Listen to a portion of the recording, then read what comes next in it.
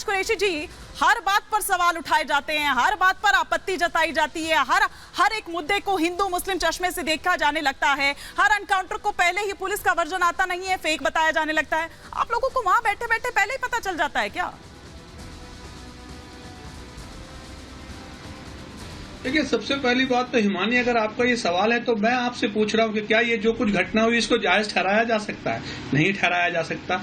दिक्कत क्या है कि हमारे यहाँ कोई घटना अगर अचानक घट जाए तब तो समझ में आता है, लेकिन ये शंका के घेरे में क्यों है मैं आपको बताऊं। पहले दिन से प्रदेश के मुख्यमंत्री कह रहे हैं हम मिट्टी में मिला देंगे, और उत्तर प्रदेश में मिट्टी मतलब जनाजे को कहते हैं, मतलब वो खुलेआम कह रहे हैं कि हम मिट्टी में मिला देंगे। दूसरा एक स्टेटमेंट वो दे रहे हैं कि भाई अपराधी या तो जेल में जाएगा या ऊपर जाएगा। जेल में जाएगा तो समझ में आता है कि सरकार के पास सत्ता है, जेल में किसी को भी भेज सकते हैं, कोई आपराधिक प्रवृत्ति करेगा तो वो जेल में जाएगा, लेकिन ये ऊपर भेज देने का पावर इनको कौन सी सत्ता देती है, ये तो हमारी समझ में नहीं आया। किसी ने अभी तक ये सवाल नहीं पूछा, आपने भी उनसे ये सवाल नहीं पूछा कि भाई ऊपर किस कानून के मातहत भेज दोगे। दूसरे नंबर की बात, मैं तो ये पूछ रहा हूं, भारतीय जनता पार्टी की प्रवक्ता यहां बैठी हैं, वो ये बता दें कि क्या योगी जी ने कहा है अधिकारियों से कि उनको मार दिया जाए? अगर नहीं मारने के लिए कहा गया तो फिर जज किस बात का ले रहे हैं वो? दूसरे नंबर की बात, भारतीय जनता पार्टी की तरफ से सुनिए एक बार सुनिए तो सही, अरे हिमानी, एक बार सुनिए तो सही। बड़ी बड़ी बातें आ रही है ना सर, भाईचारा, न जाने पता नहीं क्या क्या, संविधान का एनकाउंटर हो गया, ना जाने क्या क्या। सर ये तब नहीं देखते हैं आप जब ये जो पीड़ित होते हैं या जिनके परिवार लील लिए जाते हैं, तब कहाँ जाते हैं? तब सर आप लोग टीवी नहीं देखते हैं? तब आपके ओवैसी जी ने टीवी नहीं खोलकर देखा था जब उमेश पाल की हत्या हो रही थी, या जब इन लोगों को मारा जा रहा होता है, उनके परिवार उजड़ जाते हैं, वो सिंदूर उजड़ जाता है, क्या तब आप लोगों को पीड़ा नहीं होती है? तब वो मानवीय अधिकार और न जाने क्या क्या तब नहीं आता है सर? ये देखिए, सुनिए,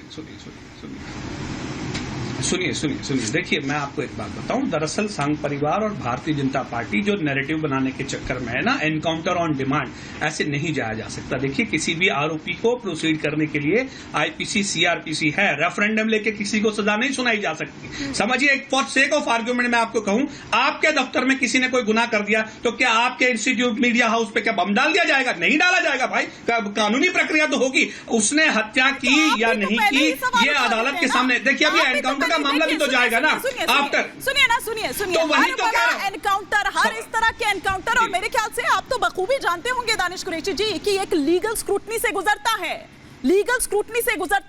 लेकिन जब उसकी जांच रिपोर्ट सामने आती है और जब वो सही पाया जाता है, चाहे विकास दुबे के मामले में हो, चाहे कोई और मामला, अगर इस तरह की रिपोर्ट सामने आई हो, तब आप लोग नैतिकता नहीं दिखाते, तब आप लोग नहीं एक ट्वीट भी करते हैं कि हाँ भैया ये हमसे गलती हो गई, तब तो नहीं कहते आप लोग।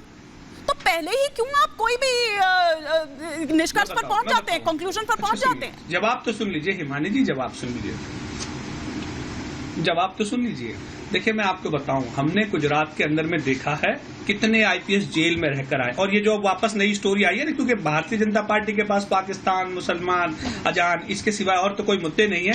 अब मैं ये पूछ रहा हूं कि अभी आप जो रिपोर्ट दिखा रही थी उसमें आपने एक बात कही कि ये जो है ये माफिया पाकिस्तान से ड्रोन के द्वारा हथियार मंगाते थे। देखिए, देश कहां चला गया, मैं उस पर बात करना चाह रहा हूं कि एक तरफ तो आप कहते हैं कि देश सुरक्षित हाथों में, दूसरी तरफ हमारे यहाँ ड्रोन से पाकिस्तान हथियार भेज रहा है। किरण पटेल जेड सिक्योरिटी में घूम रहा है, बताइए कहां है सुरक्षित हाथों में भाई? सवाल जो वाजिब है वो उठाइए, जो वाजिब है ये उठाइए। अच्छा, ये ठीक बात है। हाँ, नहीं तो उठाइए ना आप कि भाई कैसे चल रहा था ये? उमेश पाल को सुरक्षित रखने में सुनिए इस बात से हिमानी जी, सुनिए सवाल सुनिए हिमानी, सुनिए सवाल ये है कि उमेश पाल को सुरक्षा मुहैया कराने में उत्तर प्रदेश की कानून व्यवस्था बिल्कुल पानी में गई और उसकी हत्या कर दी गई इन माफियाओं ने। दिक्कत क्या हुई, उसके बाद जब आप उसको बचाने में नाकामयाब रहे, उसके बाद आप बुलडोजर चलाते हैं, उसके बाद आप ये कहते हैं कि हम मिट्टी में मिला देंगे। देखिए, आप समझिए, जो भाषा कोई माफिया बोल रहा है वो भाषा सरकारें नहीं बोल सकती। आपको संविधान का आदर करना पड़ेगा, क्योंकि इसी संविधान ने आपको मुख्यमंत्री बनाया है, इसी संविधान ने आपको ताकत दी, तो उसका जो प्रोसीडिंग है वो आपको फॉलो करना पड़ेगा। और अगर उस प्रोसीडिंग को फॉलो करने की बात करेंगे तो आप कहते हैं अपीसमेंट है। बताइए, जुडिशियल सुनिए जुडिशियल इंक्वायरी होगी तो क्या आप उस पर दानिश कुरैशी जी बहुत भरपूर मौका दिया, अनइंटरप्टेड मौका दिया।